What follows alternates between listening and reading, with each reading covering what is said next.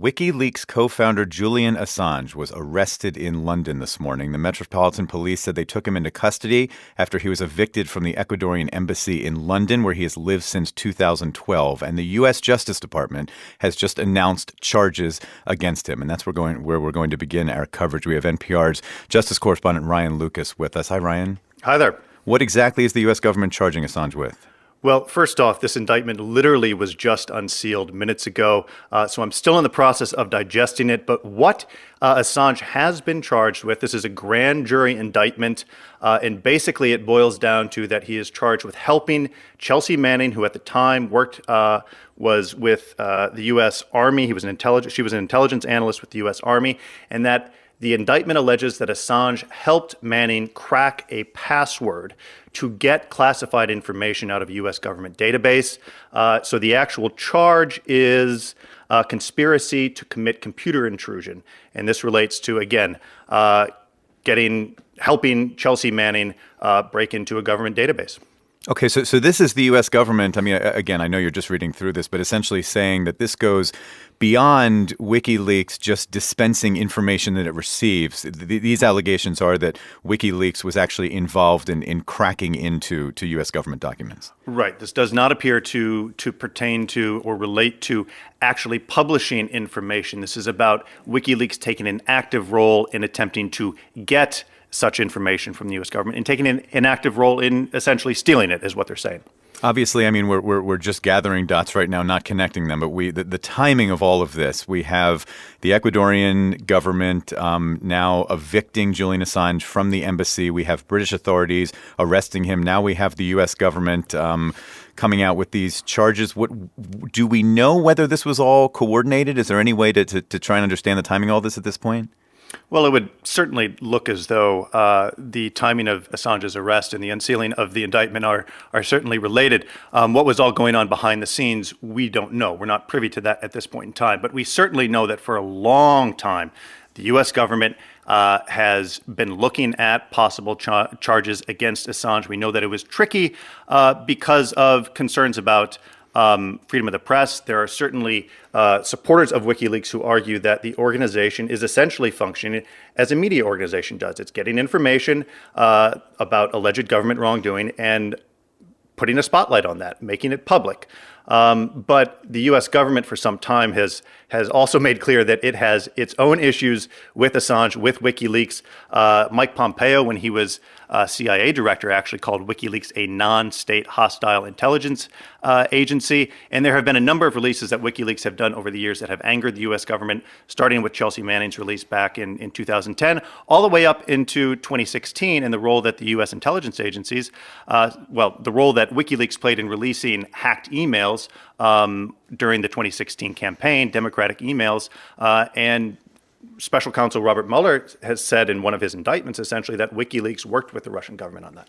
Yeah, just a reminder that, I mean, Julian Assange is related in many ways to so much of the news we've seen in the United States. That's NPR's Ryan Lucas. Ryan, thanks so much. We really appreciate it. My pleasure. All right, I want to bring in another voice here. It is Julian Assange's colleague, Glenn Greenwald. He's on the line. He's a longtime backer and proponent of WikiLeaks and Julian Assange. Glenn, thanks for taking the time this morning. Sure. I'm not sure why you introduced me as a colleague of Julian Assange, since I'm not actually that. I've reported on him as a journalist, but I'm happy to be with you. Well, I would love if you could actually, just so people understand, characterize your relationship with him and with WikiLeaks. Sure. I'm a Pulitzer Prize-winning journalist who has reported on WikiLeaks over the years, just like NPR has. And beyond that, I don't have any relationship with WikiLeaks or Julian Assange, and I'm not sure why you're trying to imply otherwise. Have you been in contact with him today or leading up to this? No. And what do you think of the charges against him? Well, I agree with the Obama Justice Department, the Washington Post editorial of 2011, the Guardian editorial from yesterday, and the consensus of press freedom groups around the world, which is that prosecuting Julian Assange in connection with publishing secret documents that showed U.S. war crimes is one of the gravest threats to press freedom possibly imaginable. And the indictment that the DOJ issued says, among other things, that Assange, for example, encouraged Manning to get more documents than she had originally provided, which is something journalists, I don't know if you work with sources or not in your reporting, but I do. This is something journalists do every day. They say, thanks for getting me this. Is there any way you can get more of that? So to criminalize that, encouraging sources to get more classified documents, is to criminalize journalism. And I would hope no journalist would stand behind the Trump administration as it tries to do that.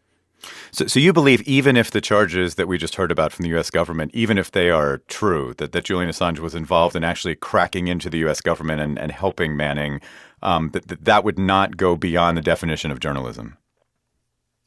Well, it depends what they were able to prove. The Obama Justice Department tried for years to find evidence that Assange did more than work with Manning in the capacity that journalists typically work with sources, and concluded there was no evidence to be able to do that. They impaneled the grand jury in 2010 and spent years looking and said there was no evidence for that.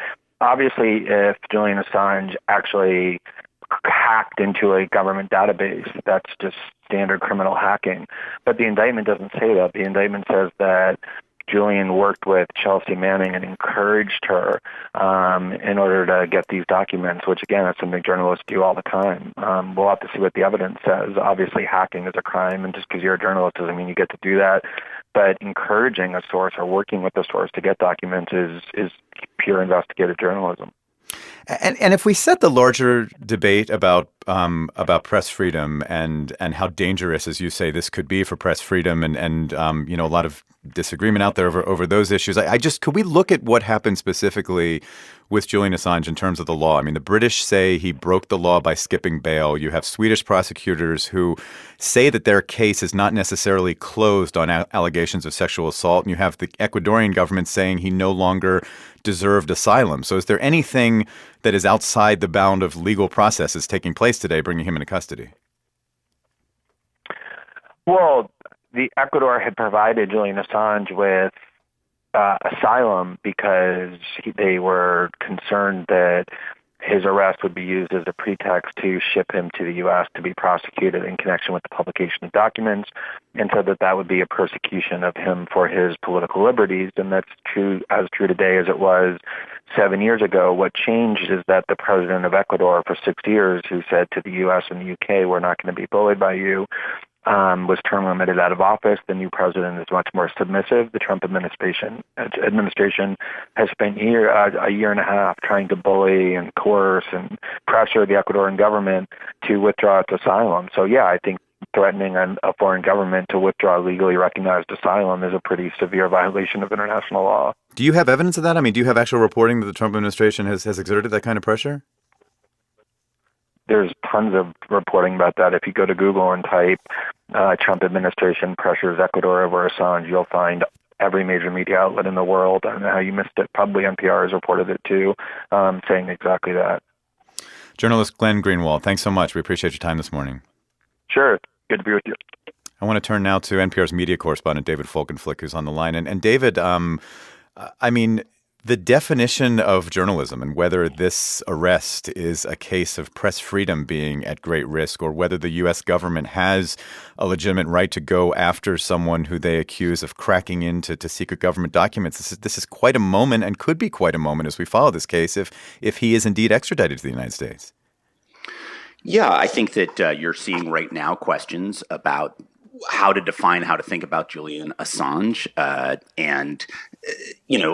did a piece, call it nearly 9 years ago, in which we said, is he a journalist or is he a whistleblower? And that's still a valid question. We can get into that in a second. The government is laying on the question of whether in some ways he's been an actor for foreign powers, and that's the Russians. So if you think back to, Chelsea Manning leaks and leaks like that, he was really against early on the war in Iraq and Afghanistan. He accused American troops of war crimes. He released certain kinds of files to the public and didn't get the kind of pop he wanted in some ways because they were unmediated. And that is, they weren't vetted and vouched for by outside groups. So he worked in certain instances in the Manning case with the New York Times, El País in Spain, The Guardian in the UK, and I believe it was Der Spiegel in Germany Right. to get credibility for that. And one of the frustrations he had was that there was fact checking, and they checked with various government agencies to see if there would be actual harm done to, say, troops if certain things were published and posted. He really bristled at that. So again, was he a whistleblower? Was he a journalist? He called himself an editor-in-chief, and yet there is a journalistic function being served by the Chelsea Manning leaks, as then President Obama himself grudgingly acknowledged. So where do you see this case going from here? What will you be following from the stuff that you cover? Well, I think in some ways, Glenn Greenwald is absolutely right in saying it depends what authorities in Britain and particularly the U.S. can prove. If he is shown to have actively been involved in hacking of documents and he was sort of an anarchistic hacker who came up in Australia, then that's against the law. If he was trying to get information from a source, that's a much more problematic place for prosecutors to go, and authorities know that.